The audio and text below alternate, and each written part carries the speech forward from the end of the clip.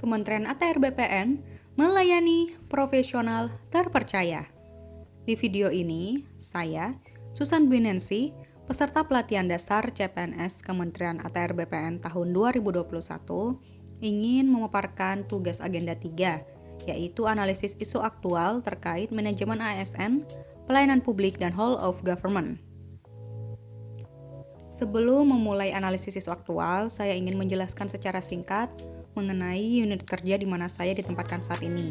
Saat ini, saya ditempatkan di Direktorat Pengaturan Tanah Pemerintah.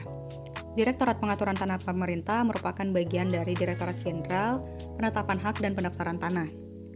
Berdasarkan pasal 278 Permen SOTK ATR BPN nomor 16 tahun 2020, Direktorat Pengaturan Tanah Pemerintah mempunyai tugas melaksanakan perumusan dan pelaksanaan kebijakan penyusunan norma, standar, prosedur, dan kriteria, pelaksanaan inventarisasi, identifikasi, pengelolaan data dan penyajian informasi pemilikan, penguasaan dan pemanfaatan tanah pemerintah, pemberian bimbingan teknis dan supervisi, serta pelaksanaan evaluasi dan pelaporan di bidang pengaturan tanah pemerintah. Direktorat Pengaturan Tanah Pemerintah ini terdiri atas 3 subdirektorat, yaitu Subdirektorat Penetapan Hak Pengelolaan, Subdirektorat Penetapan Hak Tanah Pemerintah, dan Subdirektorat Pengaturan dan Pengelolaan Tanah Pemerintah. Isu aktual terkait manajemen ASN, pelayanan publik, dan whole of government yaitu poin pertama, kurangnya pegawai ASN di lingkungan direktorat. Kedua, terhambatnya pelaksanaan tugas dan fungsi direktorat karena adanya faktor eksternal dan internal. Serta ketiga, kurangnya koordinasi dengan Kanwil dan kementerian lembaga lainnya terkait pelaksanaan sertifikasi elektronik. Apabila saya analisis dengan menggunakan metode USG, yaitu Urgency, Seriousness, and Growth, maka di antara ketiga isu tersebut, isu kedua, terhambatnya pelaksanaan tugas dan fungsi direktorat ini merupakan salah satu isu terpenting yang harus segera diselesaikan karena terkait dengan tugas dan beban kerja dari masing-masing pegawai ASN. Kemudian, sebab akibatnya, untuk isu yang pertama, kurangnya pegawai ASN di lingkungan direktorat. Hal tersebut disebabkan karena adanya rotasi pegawai ASN yang tidak disertai dengan pengisian kekosongan jabatan. Saat ini terjadi kekosongan jabatan pada bagian koordinator di Subdirektorat Penetapan Hak Pengelolaan dan Subdirektorat Penetapan Hak Tanah Pemerintah. Kedua, yaitu terhambatnya pelaksanaan tugas dan fungsi direktorat karena adanya faktor eksternal dan internal. Untuk faktor internalnya sendiri yaitu karena administrasi yang belum rapi, serta adanya koreksi SK beberapa kali yang memerlukan waktu pengerjaan. Sedangkan faktor eksternalnya, yang ini paling sering dan sangat mempengaruhi, yaitu berkas permohonan yang tidak lengkap atau tidak sesuai dari Kanta atau Kanwil, sehingga waktu pengerjaan molor karena menunggu berkas dilengkapi.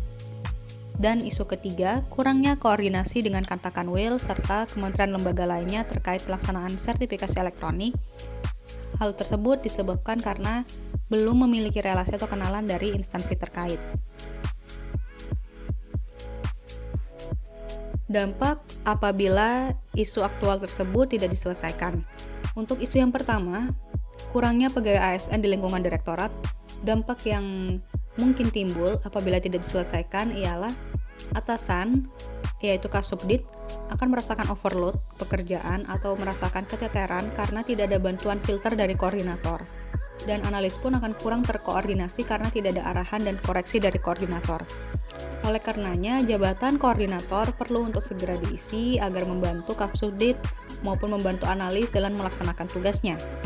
Kemudian, isu kedua, terhambatnya pelaksanaan tugas dan fungsi direktorat karena adanya faktor eksternal dan internal. Apabila hal tersebut tidak diselesaikan, maka pengerjaan berkas akan menjadi terlambat. Berkas permohonan beban kerja analis tidak kunjung terselesaikan karena adanya tunggakan pekerjaan tersebut. Apalagi apabila tunggakan tersebut disebabkan karena ketidaklengkapan berkas dari pemohon. Kemudian, isu aktual ketiga, kurangnya koordinasi dengan Kanta Kanwil serta kementerian lembaga lainnya. Dampak bila tidak diselesaikan adalah permohonan berkas dan pensertifikatan elektronik menjadi terhambat. Untuk rekomendasi penyelesaian isu, untuk isu yang pertama, kurangnya pegawai ASN di lingkungan direktorat, maka alternatif penyelesaiannya ialah harus mengisi kekosongan jabatan koordinator tersebut segera. Dengan hasil yang diharapkan ialah pelaksanaan pekerjaan akan menjadi lebih efektif dan efisien.